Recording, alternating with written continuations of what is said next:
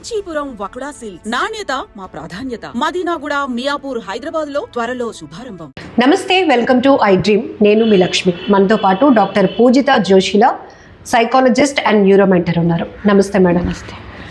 ఈ మధ్యకాలంలో తరచుగా సూసైడ్ టెండెన్సీస్ కోసం మనం మాట్లాడుకోవడం చాలా బాధాకరం. కాకపోతే జనాలకి కాస్త అవేర్నెస్ అనేది చాలా ఇంపార్టెంట్.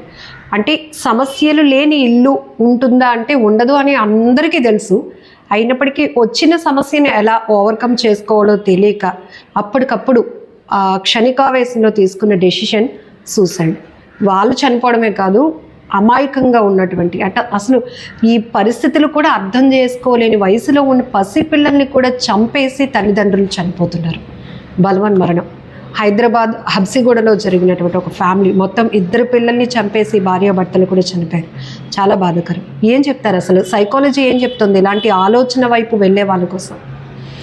ఫస్ట్ ఈరోజు సూసైడ్ అంటున్నారు, కానీ ఇది ఒక సమాజం చేసిన హత్య అని నేను అంటానండి. ఎందుకంటే ఇది ఆత్మహత్య కాదు, ఇది సమాజంలో మనం ఏదైనా ప్రాబ్లం ఉన్నప్పుడు సూసైడ్ అంటే మెడికల్ టెర్మినాలజీలో కానీ సైకలాజికల్ టెర్మినాలజీలో కానీ క్రై ఫర్ హెల్ప్ అంటాం.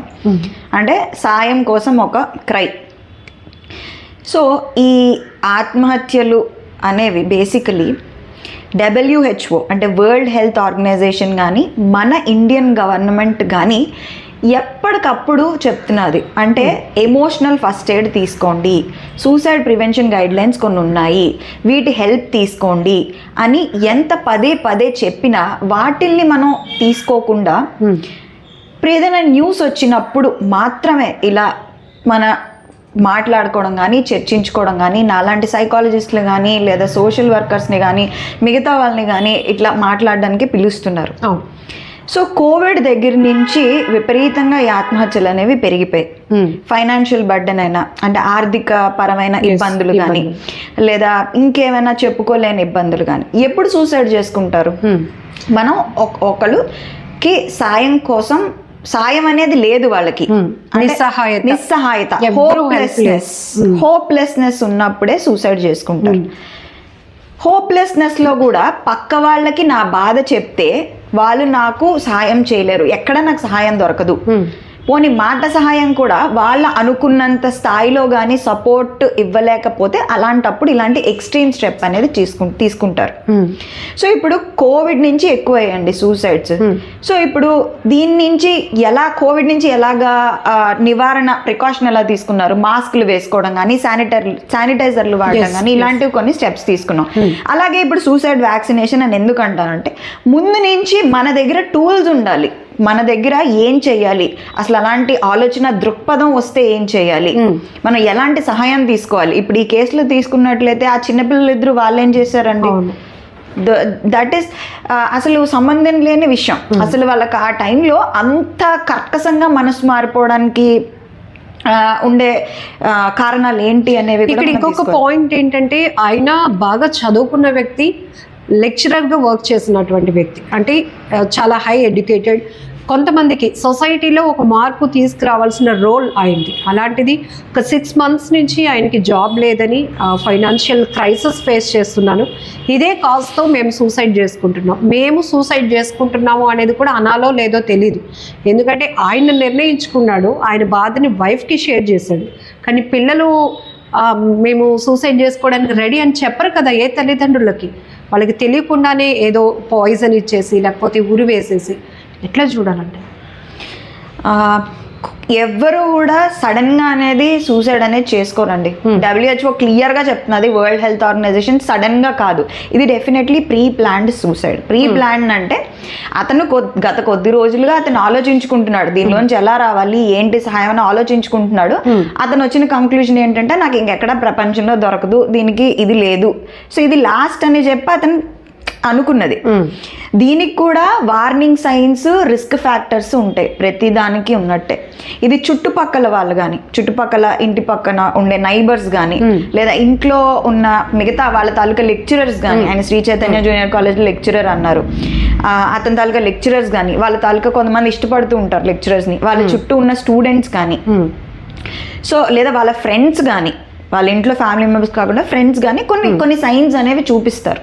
ఈ రోజు ఈ వీడియోలో నేను చెప్పాల్సిన అనుకుంటున్న సైన్స్ అంటే మేజర్ సైన్స్ ఏంటంటే, ఫస్ట్ ఆఫ్ ఆల్ 4 సిచ్యుయేషన్స్లో లేదా 5 సిచ్యుయేషన్స్లో సూసైడ్ చేసుకోవడానికి ఎక్కువ ఛాన్స్ ఉంది. ఒకటి ఆర్థిక సహాయం లేనప్పుడు, లేదా కంప్లీట్గా వాళ్ళకున్న ధైర్యం సరిపోనప్పుడు, బతకడానికి ధైర్యం సరిపోదు, ఆత్మన్యూనత భావంతో సఫర్ అవుతున్న వాళ్ళు, రకరకాలుగా సమాజం నుంచి ఆటుపోట్లు తిన్న వాళ్ళు, ఇట్లా ప్రతిదీ ఇన్సల్ట్స్, టూ మచ్ ఇన్సల్ట్స్ గురైన వాళ్ళు. ఇది మూడోది ఏంటంటే ఏదైనా డిసీజ్ సడన్గా, ఫర్ ఎగ్జాంపుల్ క్యాన్సర్తో డయాగ్నోజ్ అయిన వాళ్ళు, లేదంటే ఇంకా సికిల్ సెల్ ఎనీమియా, లేదా ఇలాంటి పెద్ద కొన్ని జబ్బులు ఉంటాయి, వాళ్ళ పిల్లలు ఎవరైనా డయాగ్నోజ్ అయిన వాళ్ళు, ఇంట్లో సడన్గా ఏదైనా డెత్ అయితే, death of a loved one, తల్లి కానీ తండ్రి కానీ, లేదా ఎవరైనా బాగా దగ్గర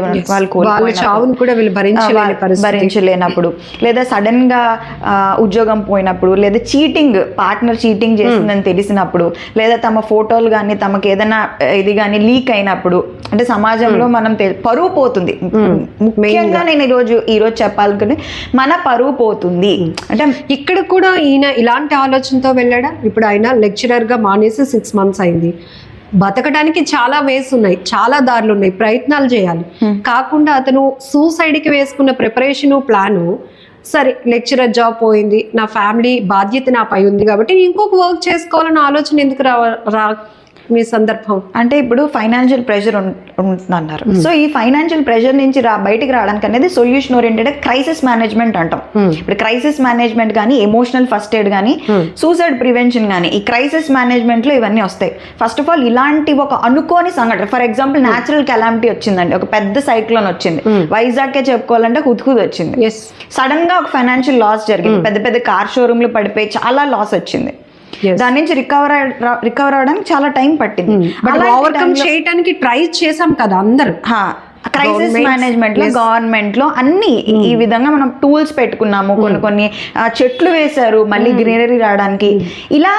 ఇలా క్రైసిస్ లో ఏం చెయ్యాలి అనేది ప్రతిదీ ఉన్నాయి, కొన్ని గైడ్ లైన్స్.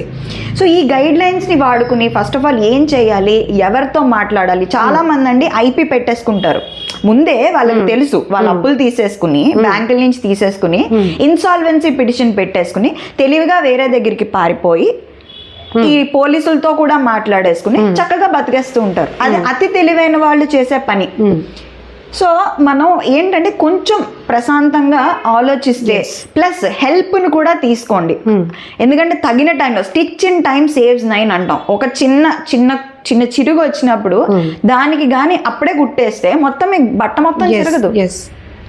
సో ఈ విధంగా ఉన్నాయి. అండ్ ఇంకొకటి ఏంటంటే వార్నింగ్ సైన్స్లోని వాళ్ళు ఏం మాట్లాడతారు, ఎలా బిహేవ్ చేస్తారు అని అడిగితే సడన్ వెయిట్ చేంజెస్ వస్తాయి, సడన్ మూడ్ చేంజెస్ వస్తాయి. వాళ్ళతో మాట్లాడేటప్పుడు వాళ్ళు ఇష్టమైన, ఫర్ ఎగ్జాంపుల్ నెక్స్ట్ వీక్ పెళ్లికి ఎక్కడైనా పిలిచా అనుకోండి, సర్లే చూద్దాం నేను బతుకుంటే వస్తాను. ఫ్రాడియన్ స్లిప్ ఆఫ్ టంగ్, ఏదొకటి మనకి హింట్ ఇస్తూనే ఉంటారు. ఫ్రాడియన్ స్లిప్ ఆఫ్ టంగ్ లో ఏంటంటే లోపల ఉన్న మన సీక్రెట్స్ ఏమైనా గబుక్కుమని మాట జారడం అంటారు కదా.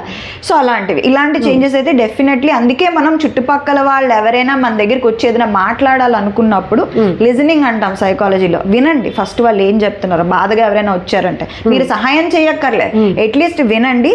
విని తగినట్టు వాళ్ళకి తగిన సరిపోయే prevention guideline, suicide prevention guide లైన్స్కి కానీ, WHO కానీ ఏదైనా స్థైర్యం ఇచ్చే మనిషి, గట్టిగా స్థైర్యం ఇచ్చి ఇది సొల్యూషన్ ఉంది, ప్రపంచంలో ప్రతి దానికి సొల్యూషన్ ఉందని చెప్పే వ్యక్తి. కొంతమంది డబ్బు సాయం చేయకపోయినా వాళ్ళ దగ్గరికి వెళ్తే కొంత మనకి ఎనర్జీ వస్తుంది, పాజిటివ్ వైబ్ వస్తుంది అన్న వాళ్ళ దగ్గరికి కాస్త వెళ్ళి షేర్ చేసుకున్న ఆ ఏదైతే ఆలోచన ఉందో దాన్ని వెనక్కి తీసుకోవడానికి కూడా అవకాశం ఉంటుంది డెఫినెట్లీ. బట్ ఇక్కడ ఏంటంటే 2 పిల్లలు, 9th క్లాస్ ఒకరు, 5th స్టాండర్డ్, తర్వాత భార్య, ఆయనకు ఏజ్ చూస్తే జస్ట్ 42, అంటే ఇంకా చాలా ఉంది.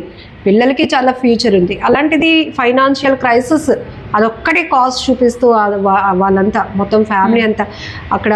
దీని ప్రభావం సొసైటీ మీద కాదు, పక్కన ఉన్న వాళ్ళపైన కానీ. ఇప్పుడు ఆ పిల్లలకి బెస్ట్ ఫ్రెండ్స్ ఉంటారు, ఆమెతో ఉన్న పరిచయస్తులు ఉంటారు, అతనికి ఫ్రెండ్స్ ఉంటారు. ఒక్కసారిగా వీళ్ళు నిన్న మొన్నటి వరకు కనిపించిన వాళ్ళు సడన్గా లేరు అనేటప్పటికీ ఆ ఎఫెక్ట్ సైకలాజికల్గా ఎలా ఉంటుంది మిగతా వాళ్ళపైన కూడా? డెఫినెట్లీ అండి. నేను చాలాసార్లు చెప్తాను, ఏదైనా మన ఇంటికి వచ్చేదాకా it is just an another case అంటాం, it's just an another suicide, ఇంకొక సూసైడ్, ఇంకొక మరణం, అది మన ఇంటికి వచ్చేదాకా. సో వెన్నులో వణుకు అనేది ఆబ్వియస్లీ స్టార్ట్ అవుతుంది. సో దీనికి మనం ఏం చేయాలంటే prevention is better than cure. మనం ఎలా ఎంత టూల్స్ మనం తెచ్చుకోవాలి, ఎలాంటి అంటే ఒక యుద్ధానికి వెళ్తున్నప్పుడు కానీ ఏదైనా ఇప్పుడు హుద్హుద్ వచ్చింది, హుద్హుద్ రావడానికి ముందు మనం ఏం చేస్తాం, మనకి ఇంట్లో కావాల్సిన ఒకవేళ పవర్ పోతే క్యాండిల్స్ పెట్టుకోవాలి, దీపం పెట్టుకోవాలి, లేదా ఇంత సరుకులు తీసుకుని ముందే పెట్టుకోవాలి. అలర్ట్ చేశారు. ప్లస్ 30 రోజులకి కావాల్సిన సామాన్లన్నీ తెచ్చిపెట్టుకున్నాం. సో ఇలాంటి ప్రాబ్లం వచ్చినప్పుడు కూడా సూసైడ్ ఒకవేళ చేసుకోవాలనుకున్న థాట్స్ వస్తాయి, సూసైడల్ ఐడియేషన్ అంటాం. ఒకటి యాక్టివ్ సూసైడల్ ఐడియేషన్, ఇంకొకటి ప్యాసివ్లో ఏంటంటే ఆలోచనలు వస్తూ ఉంటాయి, చచ్చిపోతే బాగుంటుంది. ఇంకోటి రెండోది ఏంటంటే యాక్టివ్లో ఏంటంటే వీళ్ళు ఒక పర్టికులర్ ప్రణాళిక ఉంటుందన్నమాట. ఇలాగా ఫ్యాన్కి ఉరేసుకుందాము, లేదా ఎలా చేస్తే బాగుంటుంది, లేదా ఈ పర్టికులర్ పాయిజన్ కానీ ఇంజెక్షన్ కానీ ఏమైనా తీసుకుంటే, లేదా ఓవర్ డోస్ చేసుకుంటేనా అని యాక్టివ్. ఈ యాక్టివ్ సూసైడ్ ఐడియేషన్లో ఉన్న వాళ్ళు చిన్న కట్స్ అవి చేసుకుంటూ ఉంటారు. సో ఇలాంటి టైంలోనే వీళ్ళు కాదు, ఇది సూసైడ్ ఐడియేషన్ ఉన్న వాళ్ళు ప్రొఫెషనల్ హెల్ప్ తీసుకోవాలి. ఇలా కాకుండా హెల్దీగా ఉన్న వాళ్ళు కూడా, మీరు నేను హెల్దీగా ఉన్న వాళ్ళు కూడా సూసైడ్ వ్యాక్సినేషన్ అంటే ఏంటంటే ముందుగానే మనం మెంటల్ రెసిలియన్స్ అంటాం. రెసిలియన్స్ అంటే మానసిక దృఢత్వం, సోషల్ ఎమోషనల్ స్కిల్స్. అంటే ఎలాగా ఏదైనా ఒక ప్రాబ్లం వచ్చినప్పుడు దాన్ని ప్యానిక్ అయిపోయి ఇమ్మీడియట్గా యాక్షన్ తీసుకోకుండా ఒక నిమిషం ఆలోచించి ప్రొడక్టివ్గా ఎలాంటి క్రైసిస్ మేనేజ్మెంట్లో ఎలాంటి డెసిషన్ తీసుకోవాలి, ఎలా ఫస్ట్ ఆఫ్ ఆల్ అంటే ఇప్పుడు నేను చెప్పే విషయం, మీ పరువు పోతుందని సిగ్గుపడకండి. ఇక్కడ ప్రాణాలే పోతున్నప్పుడు పరువు ఎంతసేపు, పరువు పోతుంది అనేది పక్కన పెట్టేసండి. హెల్ప్ కావాలంటే వెళ్ళండి. ఈరోజు మీరు హెల్ప్కి వెళ్ళినందుకు మీ బాధ తగ్గుతుంది, మీ ఫ్యామిలీ ఆనందంగా ఉంటుంది, మీరు ఆనందంగా ఉంటారు, పక్క వాళ్ళు నలుగురు మాట్లాడుకున్న అది మర్చిపోతారు. అంతేగాని ఆ టైంలో మీరు హెల్ప్ తీసుకోకపోతే ఇక్కడ ఎవరు ఏడుస్తారు? మన ఫ్యామిలీ, మన పిల్లలు, మన లైఫ్ చేసుకోవాలి. సోషియో ఎకనామిక్ స్కిల్స్ కానీ మానసిక దృఢత్వం కానీ ఇవన్నీ కూడా బూస్ట్ చేసుకోవాల్సిన అవసరం అయితే ఉంది. సో డామినో ఎఫెక్ట్ అంటే ఏదైనా ఒక విషయం సమాజంలో జరిగింది అనుకోండి, ఫర్ ఎగ్జాంపుల్ ఒక క్రైమ్ కానీ ఒక సూసైడ్ కానీ మీరు చూస్తూనే ఉంటారు. యాజ్ అన్ యాంకర్ మీకు బాగా తెలుసు, అలాంటివే 4-5 రిపీట్ అవుతూ ఉంటాయి ఒకే నెలలో కానీ ఒకే వీక్లో కానీ. ఇంకొకటి ఏంటంటే ఇక్కడ స్పెసిఫిక్గా సూసైడ్స్కి వచ్చేప్పుడు సూసైడ్ కంటేజన్. స్పెసిఫిక్గా ఇది ఎప్పుడు జరుగుతుందంటే సెలబ్రిటీ సూసైడ్స్ని చూసినప్పుడు ఎక్కువ జరుగుతుంది. అందులోనే కాదు, మామూలుగా కూడా మన ఇంట్లో వాళ్ళు ఎవరైనా కానీ, మన పక్కింటి వాళ్ళు ఎవరైనా కానీ వాళ్ళని చూసి అలాంటి థాట్స్ ట్రిగ్గర్స్ ఉన్న వాళ్ళు చేసుకోవడానికి ఛాన్స్ ఉంది. సో మీరు కానీ మీలో ఎవరైనా కానీ మానసికంగా బలహీనంగా ఉన్నా, మూడ్ బాగాలేకపోయినా, ఏమాత్రమైన అలాంటి ఆలోచనలు ఉన్నా ఇప్పటికిప్పుడు టేక్ యాక్షన్ ఇమీడియట్లీ. అది నా సలహా. వాల్యుబుల్ సజెషన్ అండి, థ్యాంక్ యూ సో మచ్. ఎందుకంటే మనం చాలా చూస్తున్నాం ఈ మధ్యకాలంలో చిన్న పిల్లల్ని కూడా చంపటానికి అప్పటి వరకు ఎంతో ప్రేమగా సాకుతారు, వాళ్ళని ఆ స్థాయికి తీసుకురావడానికి, ఆ క్లాసులు చదివించడానికి కూడా ఎన్నో అప్పులు చేసిన వాళ్ళు కూడా ఉన్నారు. కానీ ఆల్ ఆఫ్ సడన్ ఒక్కసారిగా వస్తున్నటువంటి ఆర్థికపరమైన ఒత్తిళ్లు కావచ్చు, ఆరోగ్యపరమైన సమస్యలు కావచ్చు, ఏదైనా సమస్యకి ప్రతి చోట ఒక సొల్యూషన్ అనేది ఖచ్చితంగా ఉంటుంది. లైఫ్ అంటేనే మనం ఆ జర్నీలో స్ట్రగుల్స్ ఉంటాయి, హ్యాపీనెస్ ఉంటుంది, అన్నిటినీ మనం బేర్ చేసి ముందుకు వెళ్ళటానికే. అందుకే జీవితం పోరాటంతో సమానమని చాలామంది చెప్తూ ఉంటారు. కాబట్టి నిరంతరం ఫైట్ చేస్తూ ముందుకు వెళ్ళటానికి ట్రై చేయాలి. కానీ ఒక్కసారిగా మనమంతలో మనం చనిపోవాలి, మన ఫ్యామిలీని కూడా ఇంకెవరు చూసుకునే వాళ్ళు ఉండరు, సో మనం లేకపోతే వీళ్ళు ఎవరు చూసుకోరు, వీళ్ళని కూడా చంపేద్దాం, అందరం చచ్చిపోద్దాం, ఇలాంటి ఆలోచనలకు మాత్రం దయచేసి వెళ్ళకండి. ఇప్పుడు ఈ మధ్య చాలా ఇన్సిడెంట్లు చూస్తున్నా, ఉదయం చూసేటప్పటికి ఈ వార్త ప్రతి ఒక్కరిని కలిచివేస్తుందని చెప్పొచ్చు. దయచేసి అలాంటి ఆలోచనలు ఎవరికైనా ఉంటే ఇమ్మీడియట్గా సైకాలజిస్ట్ని, చాలామంది మానసిక నిపుణులు అందుబాటులో ఉంటున్నారు, వాళ్ళ సలహాలు తీసుకోండి, వెళ్ళి కౌన్సిలింగ్కి అటెండ్ అవ్వండి ప్లీజ్. థ్యాంక్ యూ అండి. నమస్తే.